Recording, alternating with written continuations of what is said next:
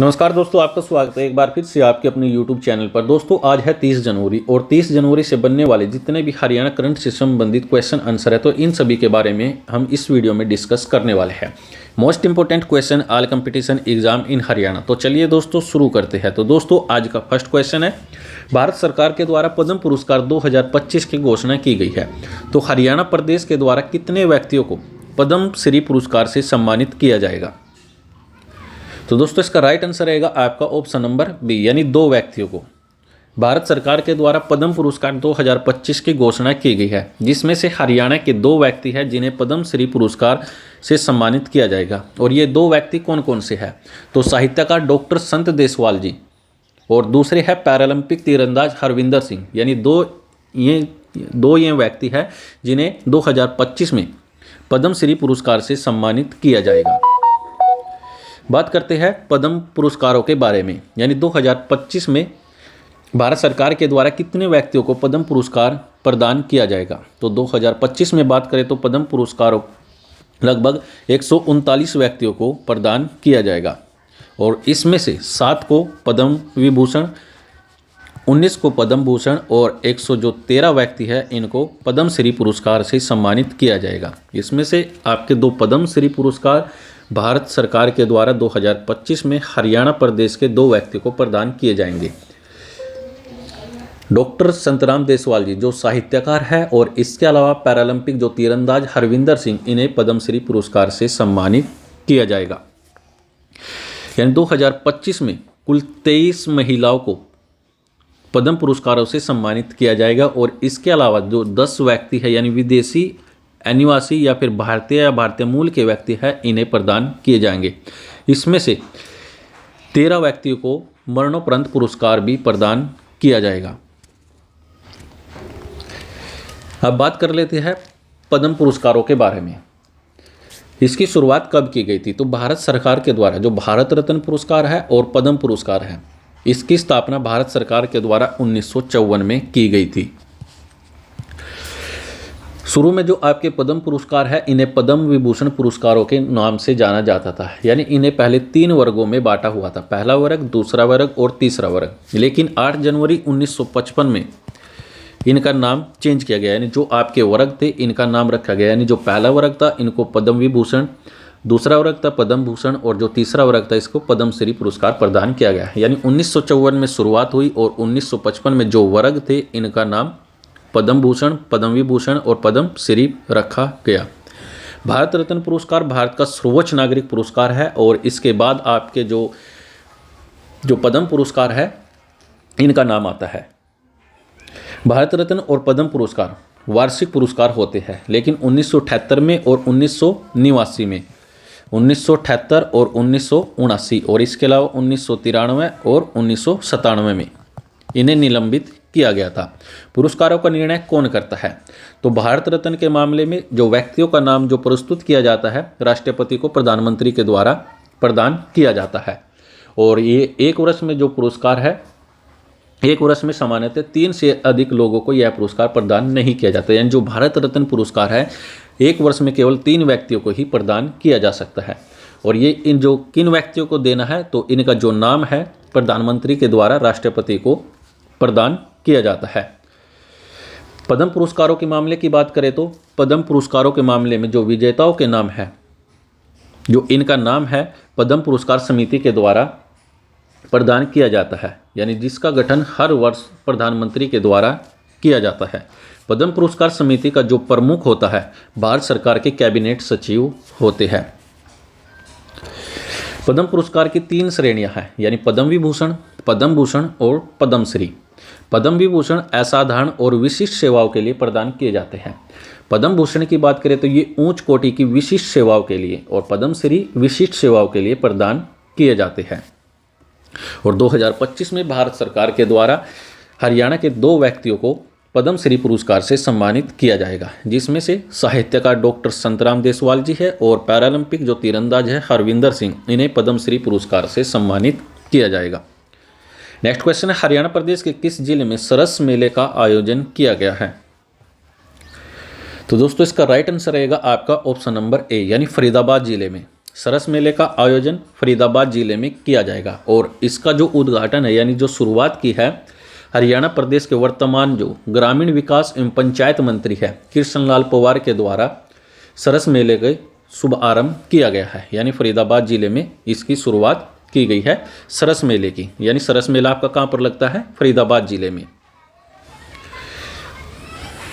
Next question है, doctor Rajendra Prasad के सपनों का शहर कौन सा जिला कहलाता है?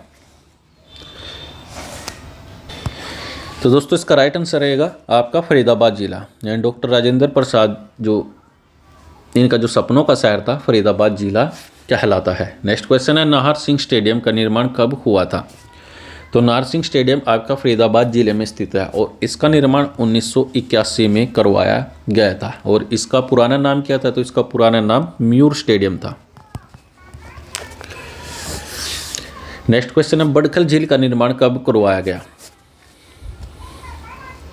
तो दोस्तों बड़खल झील का निर्माण 1947 में करवाया गया था और ये भी आपका फरीदाबाद जिले में स्थित है। और इसका निर्माण क्यों करवाया गया था? यानी बाढ़ की समस्या से निजात पाने के लिए इस झील का निर्माण करवाया गया था। कब? 1947 में। राज्य की एकमात्र गैस आधारित विद्युत परियोजना किस जिले में स्थित है? तो राज्य की एकमात्र गैस आधारित जो परियोजना है फरीदाबाद जिले में स्थित है और ये कितने मेगावाट की है? तो ये 1500 मेगावाट की है। नेक्स्ट क्वेश्चन है, फरीदाबाद नगर निगम की स्थापना किस वर्ष की गई? तो फरीदाबाद नगर निगम की स्थापना कब की गई? तो 1994 में फरीदाबाद नगर निगम की स्थापना की गई थी। नेक्स्ट क्वेश्चन है, हरियाणा सरकार के द्वारा हीमोफीलिया और थैलेसीमिया पीड़िता को प्रति माह कितनी पेंशन प्रदान की जाएगी? तो दोस्तों इसका राइट आंसर रहेगा आपका ऑप्शन नंबर सी, यानी 3000 रुपये प्रति माह। जो हीमोफीलिया और थैलीसीमिया से जो पीड़ित व्यक्ति है इनको हरियाणा सरकार के द्वारा प्रत्येक महीने 3000 रुपये की वित्तीय जो सहायता है प्रदान की जाएगी। और जो हरियाणा सरकार में जो वर्तमान में जो स्वास्थ्य मंत्री का विभाग किनके पास है? तो ये आरती सिंह राव के पास है। और जो पहले जो सीमा रखी गई थी यानी जो पीड़ित व्यक्ति थे हीमोफीलिया से और थैलीसीमिया से, ये 18 वर्ष से अधिक व्यक्तियों को पेंशन प्रदान की जाती थी, लेकिन अब इस सीमा को समाप्त कर दिया गया है। यानी जिन्हें अब हीमोफीलिया और थैलीसीमिया पीड़ित व्यक्ति है, चाहे 18 वर्ष से कम की हो या फिर ज़्यादा की, इनको प्रति महीने 3000 रुपये प्रदान किए जाएंगे। हरियाणा पशुधन बीमा योजना की शुरुआत कब की गई? तो दोस्तों इसका राइट आंसर रहेगा आपका 2016 में हरियाणा पशुधन बीमा योजना की शुरुआत की गई थी। और कहां से शुरू हुई थी? तो ये झज्जर जिले से इस जिले की शुरुआत की गई थी। नेक्स्ट क्वेश्चन है, हरियाणा भावांतर भरपाई योजना की शुरुआत कब की गई? तो भावांतर भरपाई योजना आपकी 2018 में इस योजना की शुरुआत की गई थी। और ये कहां से हुई थी? तो ये करनाल जिले से शुरू हुई थी। और ये किससे संबंधित थी? तो ये जो सब्जी पालकों व फसलों से संबंधित थी। 2018 में इस योजना की शुरुआत की गई। बेटी बचाओ बेटी पढ़ाओ योजना की शुरुआत कब की गई? तो बेटी बचाओ बेटी पढ़ाओ योजना की शुरुआत 2015 में की गई। और किस जिले से की गई थी? तो ये पानीपत जिले से इसकी शुरुआत की गई थी। नेक्स्ट है आपका, ऑपरेशन मुस्कान की शुरुआत कब की गई? तो दोस्तों ऑपरेशन मुस्कान की शुरुआत भी 2015 में हुई थी। और किसके द्वारा इसकी शुरुआत की गई थी? तो महिला एवं बाल विकास मंत्रालय के द्वारा इस योजना की शुरुआत की गई थी। और इस योजना का मुख्य उद्देश्य क्या था? यानी जो बच्चे गुम हो जाते हैं उन बच्चों को माता पिता से मिलवाना या वहाँ तक उन माता पिता तक उनको पहुँचाना इसका मुख्य उद्देश्य था। दीनदयाल जन आवास योजना की शुरुआत कब की गई? तो दीनदयाल जन आवास योजना की शुरुआत 2017 में की गई थी। नेक्स्ट क्वेश्चन है, बीमा सखी योजना की शुरुआत कब की गई? तो बीमा सखी जो योजना है इस योजना की शुरुआत 2024 में यानी 9 दिसंबर 2024 में इस योजना की शुरुआत की गई है। और ये किस जिले से शुरू हुई है? तो ये भी पानीपत जिले से इस योजना की शुरुआत की गई। बेटी बचाओ बेटी पढ़ाओ ये योजना भी 2015 में पानीपत जिले से शुरू हुई थी। और जो बीमा सखी योजना है इसकी शुरुआत 9 दिसंबर 2024 को पानीपत जिले से इसको शुरू किया गया है। नेक्स्ट क्वेश्चन है, हरियाणा प्रदेश के फरीदाबाद जिले में 2025 में कौन से नंबर का जो अंतर्राष्ट्रीय सूरजकुंड मेले का आयोजन किया जाएगा? तो दोस्तों इसका राइट आंसर रहेगा आपका ऑप्शन नंबर सी, यानी 38वें नंबर का। हरियाणा प्रदेश में के फरीदाबाद जिले में 2025 में सूरजकुंड मेले का आयोजन किया जा रहा है। और ये कौन से नंबर का सूरजकुंड मेला है? तो ये 38वें नंबर का सूरजकुंड मेला है। 38वां अंतर्राष्ट्रीय सूरजकुंड शिल्प मेला 7 से 13 फरवरी तक होगा आयोजित और सूरजकुंड मेले को दिया गया डिजिटल रूप। इस बार 38वें सूरजकुंड शिल्प मेले में उड़ीसा व मध्य प्रदेश थीम स्टेट बने हैं। और बिम्स्टेक की बात करें तो बांग्लादेश, भूटान, इंडिया, म्यांमार, नेपाल और श्रीलंका और इसके अलावा जो थाईलैंड है इन्हें राष्ट्रीय भागीदार देश है। अंतर्राष्ट्रीय जो सूरजकुंड मेला है इसकी शुरुआत कब की गई? तो इसका आयोजन जो प्रथम बार है 1987 में प्रथम बार अंतर्राष्ट्रीय सूरजकुंड शिल्प मेले का आयोजन किया गया था। नेक्स्ट क्वेश्चन है, हरियाणा प्रदेश के किस जिले में अंतर्राष्ट्रीय सरस्वती महोत्सव 2025 का आयोजन किया गया है?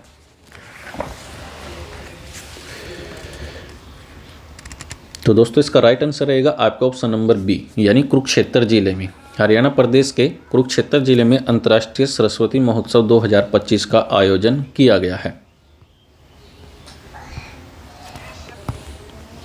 अंतर्राष्ट्रीय सरस्वती महोत्सव 2025 29 जनवरी से 2 फरवरी तक किया जाएगा आयोजन। उद्घाटन समारोह 29 जनवरी 2025 को आदि बद्री यमुनानगर और मुख्य अतिथि श्री नायब सिंह सैनी जो वर्तमान में हरियाणा प्रदेश के मुख्यमंत्री है। और इसका समापन 2 फरवरी 2025 को किया जाएगा सरस्वती तीर्थ पिहोवा कुरुक्षेत्र जिले में।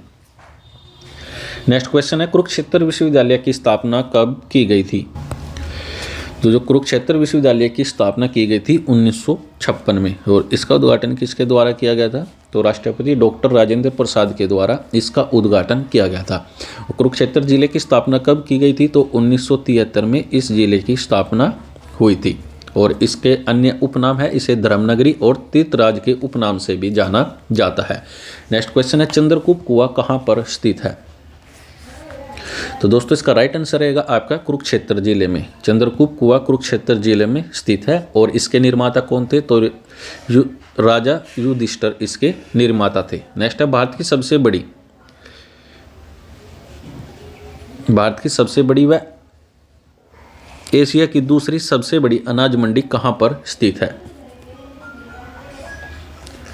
तो भारत की सबसे बड़ी और एशिया की दूसरी सबसे बड़ी जो अनाज मंडी है लाडवा कुरुक्षेत्र में स्थित है। नेक्स्ट क्वेश्चन है, मगरमच्छ प्रजनन केंद्र कहाँ पर स्थित है? तो दोस्तों मगरमच्छ प्रजनन केंद्र भी आपका कुरुक्षेत्र यानी भोर सौदान कुरुक्षेत्र जिले में स्थित है। और इसके अलावा जो हरियाणा का जो कुरुक्षेत्र जिला है राज्य का एकमात्र ऐसा जिला है जिसके नाम से कोई भी विधानसभा नहीं है। नेक्स्ट क्वेश्चन है, हेनसोंग के द्वारा थानेसर की यात्रा कब की गई थी? तो हैनसांग यानी एक चीनी यात्री था और इसने थानेसर की यात्रा 635 से 644 ईस्वी तक की थी।